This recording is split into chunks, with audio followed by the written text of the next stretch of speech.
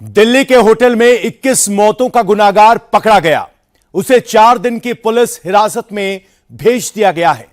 लेकिन क्या लवकेश बजाज इस अग्निकांड का अकेला जिम्मेदार है? लवकेश ने देश की राजधानी में जो लाक्षागृह बनाया था, उसकी एक एक ईंट पर उन सारे गुनहगारों के नाम लिखे हैं जिन्होंने इस डेथ चैम्बर को तैयार होने और फिर चलने दिया। उन सब के नाम, पते और कारगुजारियां इस रिपोर्ट में देखिए। बुजुर्ग मां, बेटा, बहू और 2 बेटियां, गुरुग्राम के अग्रवाल परिवार की 5 चिताएं एक साथ जली, लेकिन दोबारा, क्योंकि सिस्टम तो इन्हें दिल्ली के मालवीय नगर में एक दिन पहले जिंदा ही जला चुका था।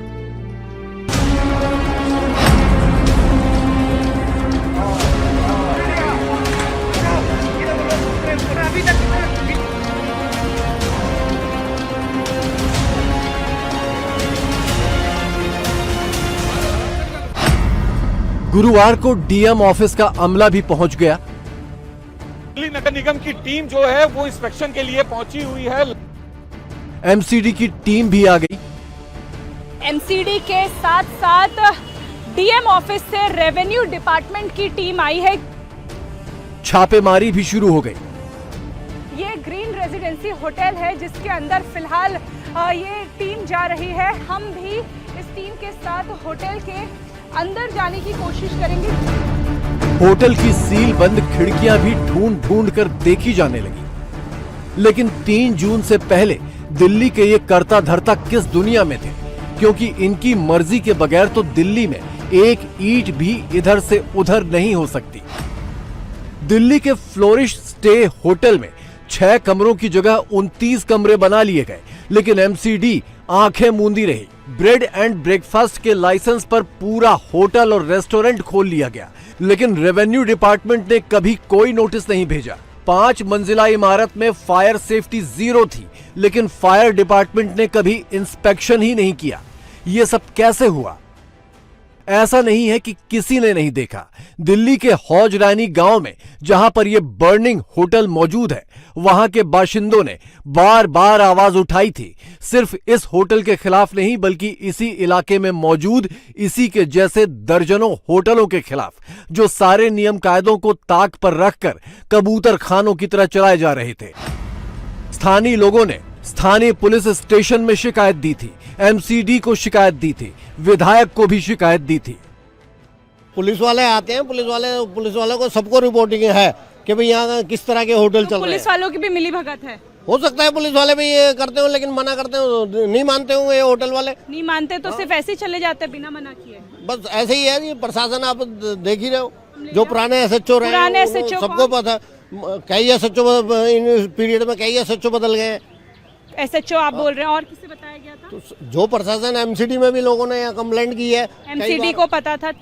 हौजानी गांव के आरडब्ल्यू प्रेसिडेंट हाजी कल्लू ये कह रहे हैं कि उन्होंने पुराने एमएलए सोमनाथ भारती को, यहाँ के पुराने एसएचओ को और एमसीडी के अधिकारियों को यहाँ हो रहे इलीगल कंस्ट्रक्शन की जानकारी दी थी, लेकिन किसी ने समय रहते यहाँ पे कोई कार्रवाई नहीं की और इन सब की मिली भगत है। सर यही कह रहे हैं जी?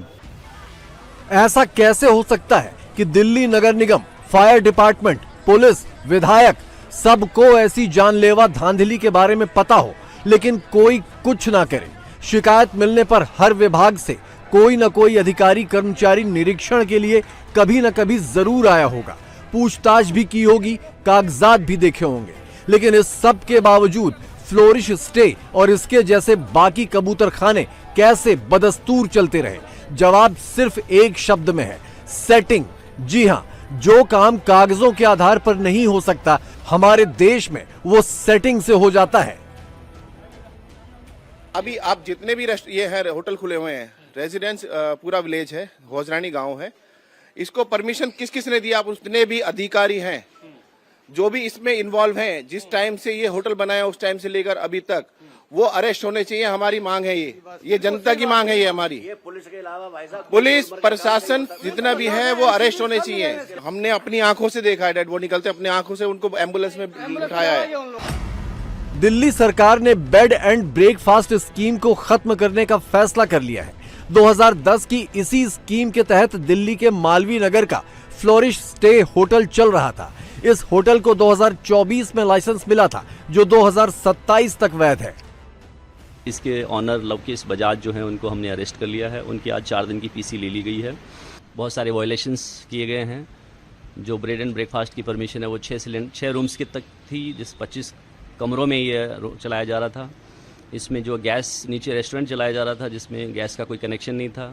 4 सिलेंडर्स वहाँ रखे हुए मिले हैं, इससे पता लगता है कि वहाँ सिलेंडर का इस्तेमाल करके रेस्टोरेंट चलाया जा रहा था। रेस्टोरेंट का स्टाफ जो है वो भगा दिया गया है, या अभी हमें नहीं मिला है, जिसकी जानकारी भी अभी तक जो है नॉन कॉपरेशन है लवकेश बजाज की तरफ से। जिस स्कीम के नाम पर दिल्ली के करीब करीब हर मोहल्ले में दड़बेनुमा होटल चल रहे हैं, आज सबकी जुबान पर उसी स्कीम का नाम है, लेकिन 3 जून से पहले कोई इसके बारे में बात करने को भी तैयार नहीं था। B&B लाइसेंस दिल्ली सरकार का पर्यटन विभाग देता है, लेकिन उसका कहना है कि जब तक शिकायत न मिले वो जांच नहीं करता। MCD का कहना है कि ये बिल्डिंग लाल डोरा क्षेत्र में है, इसलिए उसके अधिकार क्षेत्र से बाहर है। फायर डिपार्टमेंट के पास कहना है कि उसके पास फायर सेफ्टी के लिए कभी अर्जी ही नहीं आई, इसलिए उसकी जिम्मेदारी नहीं है। बाहर के जो भी आप होटल ये हैं, आप ये देखिए, ना तो किसी वजह का NOC, ना इसमें कोई एक भी फायर का कोई वो नहीं, जो आपका कि आग लगने पे कि फायर का वो सिस्टम आपका ऑन हो जाए ताकि आग जो वहीं के वहीं उसकी रुक जाए, बट ऐसा कुछ नहीं हुआ। जब अवैध होटल चल रहा है तो आप तो ये जो जिनके भी होटल हैं या जिसने भी इनको NOC दी है, जो भी चीज़ करी है, तो ये जो जीते जाते लोगों के जान के साथ ही खेला गया है। समझना किसी के लिए मुश्किल नहीं है कि 3 जून को दिल्ली के मालवीय नगर में जो भयानक मंजर दिखा, उसमें दिल्ली को चलाने वाले हर दफ्तर, हर विभाग, हर सरकार का हिस्सा है। सवाल सिर्फ इतना है कि हिस्सा कहां-कहां और कितना बटा। क्या इससे पहले आपने यहाँ के किसी अधिकारी को बताया था कि आपके इलाके में इस तरीके से होटल चल रहे हैं? मैम, अधिकारी ये होटल 1 साल के नहीं बने हुए हैं, ये होटल 10-10, 12-12, 15-15 साल के बने हुए हैं। यहाँ जो विधायक थे सोमनाथ भारती, ये सब उन्हीं का करा धरा है, सब उन्हीं के NOC दी हुई है। 6 कमरों के में परमिशन मिलती है, 24-24 कमरों की परमिशन कैसे हो गई है? सोमनाथ भारती जी इलाके में घूमते थे, उन्हें नहीं पता होटल 8-8 मंजिल 6-6 मंजिल होटल बन रहे हैं। दिल्ली के दड़बेनुमा होटलों के जरिए अवैध कमाई का मकड़ जाल ऐसा बुन दिया गया कि सरकारी फाइलें बंद हो गईं, खिड़कियां बंद हो गईं और तो और दरवाजे भी बंद हो गए। जी हां, यह खुलासा भी हुआ है कि फ्लोरिश स्टे होटल की छत का दरवाजा स्थायी तौर पर बाहर से बंद था, इसीलिए आग लगने पर कमरों में ठहरे लोग भागकर छत पर भी नहीं जा सके। इस समय हम लवकेश बजाज की दूसरी प्रॉपर्टी, दूसरे होटल जो कि फ्लोरिस स्टे से 100 मीटर की दूरी पर है, उस पे मौजूद है और इस समय हम रूफ टॉप पे जाने की कोशिश कर रहे हैं, लेकिन ये दरवाज़ा भी बाहर से परमानेंट बंद है। यानी अगर इस होटल में हादसा होता, सेम कहानी इस होटल में दोहराई जा रही है। बस यहाँ कोई हादसा नहीं हुआ, लेकिन अगर कोई हादसा होता तो जो लोग यहाँ पे अपनी जान बचाने आते वो पाते कि दरवाज़ा परमानेंटली बंद कर दिया गया है। जब आग लगी तो उस समय वहां पे 40-50 गेस्ट थे, छत से दूसरी तरफ नहीं जा पा रहे थे, इसलिए उन्होंने 3rd और 2nd फ्लोर से नीचे छलांग लगाई। और ये केवल एक प्रॉपर्टी का हाल नहीं है, ये एक प्रॉपर्टी की कहानी नहीं है, 18 ऐसी प्रॉपर्टी हैं जिन्हें अब चिन्हित किया गया और इंडिया टीवी के कैमरे पे हम दिखा रहे हैं कि कैसे होटल्स के जो रूफटॉप हैं उनको परमानेंटली बाहर से बंद कर दिया गया है। MCD की टीम गुरुवार को मालवीय नगर में खिड़कियां ताकने पहुंची थी, तब जब 21 लोग जलकर मर गए। बुधवार को जान बचाने के लिए तीसरी और चौथी मंजिल की इन्हीं खिड़कियों से लोग छलांगे मार रहे थे। कार्रवाई होगी सर, कार्रवाई होगी। बिल्कुल, आप देखें कि दिल्ली नगर निगम की टीम जो है वो इंस्पेक्शन के लिए पहुंची हुई है। लगातार यहाँ पे इंस्पेक्शन किया जा रहा है। आप तस्वीरें देखें, सवालों के जवाब देने से अधिकारी बच रहे हैं। जिम्मेदारी किसकी है ये बताने से बच रहे हैं। किस तरह की लापरवाही है, कौन अधिकारी जिम्मेदार है, ये बताने से अभी फिलहाल अधिकारी बच रहे हैं। और टीम जो है ये पूरी तकरीबन 7 से 8 सदस्यीय टीम है जो इंस्पेक्शन करने के लिए पहुंची है उस बिल्डिंग का, उस पूरे स्पॉट का। दरअसल निगम कमिश्नर ने जांच के आदेश दिए थे, 3 दिन में रिपोर्ट मांगी है। मालवीय नगर के होटल की राख शायद ठंडी पड़ चुकी होगी, लेकिन सवालों की आग ठंडी ना पड़े इसलिए सरकारी सिस्टम का किया धरा एक बार फिर से याद कर लीजिए। फ्लोरिश स्टे कोई होटल नहीं था, इसे सिर्फ B&B लाइसेंस मिला था। इजाजत सिर्फ 6 कमरों की थी, लेकिन बना लिए गए थे 29 कमरे। लाइसेंस सिर्फ ग्राउंड फ्लोर पर टी शॉप का था, लेकिन बेसमेंट में पूरा रेस्टोरेंट चल रहा था। फायर की एनओसी ना कभी अप्लाई की गई, ना फायर डिपार्टमेंट ने चेक किया। छत का दरवाजा बाहर से स्थायी तौर पर बंद था और सारे कमरों की खिड़कियां स्थायी तौर पर सील कर दी गई थीं और इन्हीं सारी कारगुजारियों ने मिलकर 21 जिंदगियां स्वाहा कर दी। फ्लोरिश इन होटल के फर्स्ट फ्लोर पर हम आ चुके हैं। ये होटल भी उसी का है जिसका फ्लोरिश स्टे था, यानी कि लवकेश बजाज का, जो फिलहाल पुलिस की गिरफ्त में है और पुलिस उससे पूछताछ कर रही है। फर्स्ट फ्लोर पर दाखिल होंगे तो फर्स्ट फ्लोर का रिसेप्शन एरिया आपको नजर आ जाएगा। इसके बिल्कुल बाजू में, यानी कि रिसेप्शन के पास ही एक और रूम है। वेंटिलेशन के नाम पर यहाँ पर कुछ भी नहीं है। अब देखिए डोर्स हैं, लेकिन इन डोर्स को सील कर दिया गया है। अगर मैं आपको दिखाऊं, सबसे बड़ी प्रॉब्लम इन होटल्स में यही बताई गई कि इन होटल्स में खिड़कियां, दरवाजे सब कुछ हैं, लेकिन इनको सील कर दिया गया है। ये तस्वीर आपको दिखाने की कोशिश करूंगी, क्योंकि यहीं से आपको समझ में आएगा कि फ्लोरिश स्टे में आखिरकार ऐसा क्या हुआ था जिसकी वजह से लोग बाहर नहीं निकल पाए थे और वो लाक्षागृह बन गया था। देखिए यहां से आप देखिए, यहां सिर्फ और सिर्फ शीशे आपको नजर आ रहे हैं और शीशों के बाहर भी आपको एक शीशा नजर आएगा, यानी पूरी तरीके से खिड़कियां सील हैं। ये जो खिड़कियां हैं, ये खिड़कियां सील हैं, ये खिड़कियां पूरी तरीके से बंद हैं।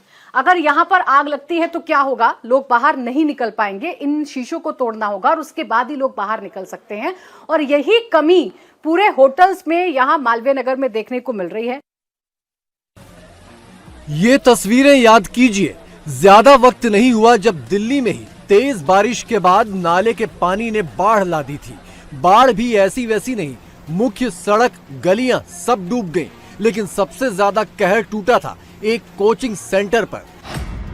27 जुलाई 2024 को दिल्ली के ओल्ड राजेंद्र नगर में यह दर्दनाक हादसा हुआ था। कोचिंग सेंटर के बेसमेंट में पानी भर गया। यहां लाइब्रेरी चलाई जा रही थी, जिसमें डूबने से 3 छात्रों की मौत हो गई थी। यह हादसा भी नियमों को ताक पर रखने की वजह से ही हुआ था। 3 बच्चों की मौत नेशनल हेडलाइन बन गई, खूब हो हल्ला हुआ। दिल्ली में उस वक्त केजरीवाल सरकार थी। बेसमेंट वाली पॉलिसी पर सख्ती से पालन करवाने का शोर मचाया गया। छापे भी मारे गए, कुछ कोचिंग सेंटर सील भी किए गए और फिर कुछ दिनों में सब कुछ ठंडा पड़ गया। बेसमेंट में किचन, रेस्टोरेंट फिर से धड़ल्ले से चलने लगे और इसी सब के बीच 3 जून 2026 आ गया। मालवीय नगर के फ्लोरिश स्टे में आग लग गई और अगले ही दिन फिर से छापेमारी शुरू हो गई। एमसीडी के साथ साथ डीएम ऑफिस से रेवेन्यू डिपार्टमेंट की टीम आई है, क्योंकि ये इलाका डीडीएमए के अंदर आता है, इसलिए अब इस पूरे इलाके का निरीक्षण किया जा रहा है। प्रशासन की नींद भी तभी टूटती है जब कुछ लोगों की जान चली जाए। ये ग्रीन रेजिडेंसी होटल है जिसके अंदर फिलहाल ये टीम जा रही है, सर्वे किया जाएगा। ये नियम है, फायर सेफ्टी लॉ ये कहता है कि बेसमेंट में कोई भी कमर्शियल एक्टिविटी नहीं की जा सकती है। लेकिन अब आप तस्वीरें देखिए इंडिया टीवी के कैमरे पर कि कैसे इस होटल में बेसमेंट में आपको B1 कमरा नजर आ रहा है, ये होटल का एक कमरा है, ये B2 कमरा है, ये दूसरा कमरा आपको नजर आएगा, तीसरा कमरा, और ये आप समझिए कि ये वो होटल है जहां पे आग लगी उससे 100 मीटर की दूरी पर ये B4 कमरा। 4 कमरे आपको यहाँ पे बेसमेंट में चलते हुए नजर आएंगे। सर यहाँ पे 4 कमरे हैं बेसमेंट मुझे जानकारी नहीं है, मैं इसे बारे में सर ये सील किया जाएगा ये होटल भी? मुझे अभी संबंधित डिपार्टमेंट को कर दिया जाएगा, एमसीडी को इसकी जानकारी दी जाएगी। देखिए फिलहाल ऑफिशियल्स बात करने की कोशिश नहीं कर रहे हैं। डीएम ऑफिस से टीम पहुंची है, रिपोर्ट बना दी जाएगी, लेकिन क्या इससे पहले एमसीडी के अधिकारियों को नहीं पता था? सिस्टम कितने मजे से काम करता है, चाहे आग लगे या बाढ़ आ जाए, लोग जल मरे या डूब कर मरे, हर घटना के बाद तुरंत छापे पर छापा और फिर कुछ दिनों बाद ढाक के वही 3 पात। नियम तो ये भी है कि B&B में ठहरने वाले लोगों की जानकारी हर 15 दिन में पुलिस को देनी होती है। साथ ही B&B संचालक को उसी बिल्डिंग में रहना होता है। लेकिन फ्लोरिश स्टे का मालिक लवकेश बजाज इस कोठीनुमा मकान में रहता था और जरूरतमंद लोगों के लिए B&B के नाम पर लाक्षागृह बना दिया था। लवकेश का एक यही लाक्षागृह नहीं था, बल्कि उसने कुल 3 ऐसी अवैध इमारतें बना डाली थी, सबकी नाक के नीचे। और लवकेश अकेला नहीं था, उसके जैसे कई लवकेश इसी मालवीय नगर और दिल्ली के दूसरे इलाकों में भरे पड़े हैं।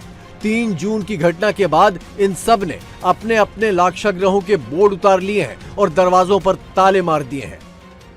इस वक्त हम ठीक उस होटल के पीछे वाली गली में मौजूद हैं। यहां पर भी आप देखें तो ये होटल जो है पूरी तरीके से लॉक पड़ा है। तकरीबन 4 मंजिल ये होटल है, जहां पर जो हॉस्पिटल में इलाज कराने के लिए मरीज आते थे, उनके तीमारदारों को 2000 से लेकर 4000 रुपए प्रतिदिन के हिसाब से कमरा रेंट पर दिया जाता था। तमाम होटल से उनके मालिकों ने जो उन पे बोर्ड लगे थे, होर्डिंग लगे थे, वो उतार दिए हैं और इस तरीके से अपने अपने होटल्स को लॉक कर दिया है। दरअसल अब दिल्ली सरकार इन तमाम अवैध होटल पर कार्रवाई कर रही है। ये उसी गली में तीसरा होटल है जो कि बंद पड़ा हुआ है। इसी गली के ठीक आगे वाली गली में जो है वो होटल था जिसमें आग लगी और 21 लोगों की बेरहमी से जलने के कारण मौत हो गई। लवकेश जैसे सेटिंगबाजों के लिए दिल्ली का सेट हो जाने वाला सिस्टम कितना आसान है। आनन फानन वाली कार्रवाई की चपेट में ना आ जाएं, इसलिए होटल में ताला मारकर भागते वक्त ये भी नहीं देखा कि अंदर लोग मौजूद हैं जो अस्पतालों में इलाज के लिए आए थे। इनमें से ज्यादातर विदेशी हैं, इन्हें पता भी नहीं कि यहाँ से कहाँ जाना है, लेकिन उनके हाल पर ही छोड़ दिया। आप लोग चेकआउट कर रहे हैं? You are checking out? Checkout? Yes, ma'am. Who says you to check out? On. देखिए, चेकआउट कर रहे हैं, सिर्फ इतना बता रहे हैं ये, और चेकआउट इनको करना पड़ रहा है क्योंकि अब इस होटल में ताला लग गया है। ये B&B स्टाइल में था। देखिए, सबको अपने अपने जो सामान हैं वो रखने पड़ रहे हैं। मैक्स हॉस्पिटल आपको दिख रहा होगा, यही कहा जा रहा था कि मैक्स हॉस्पिटल में जो लोग इलाज कराने आते हैं उनके तीमारदार यहाँ पर रुकते हैं, और वही हो रहा है, बड़ी बड़ी अटैचीज को पैक करके। और सोचिए, इस होटल को बाहर से बंद कर दिया गया है, इस होटल को बाहर से ताला लगा दिया गया है, और अभी भी यहाँ पर अंदर मेहमान मौजूद हैं, विदेशी नागरिक मौजूद हैं, जिनको ये बोला गया है इस होटल मालिक की तरफ से कि आप बाहर जाइए। दिल्ली की सीएम रेखा गुप्ता ने अस्पताल में जख्मी लोगों से मुलाकात की, उनका हौसला बंधाया, मदद का भी ऐलान किया। लेकिन उनका क्या जो झुलस कर राख हो गए, जिन्हें कोई मुलाकात, कोई मदद, कोई भरोसा दूसरी जिंदगी नहीं दे सकता। गुरुग्राम में एक साथ जलती ये चिताएं पूछ रही हैं कि अभी भी कुछ बदलेगा या अगली बार चिताओं के जलने तक हर बार की तरह सिर्फ तमाशा होगा।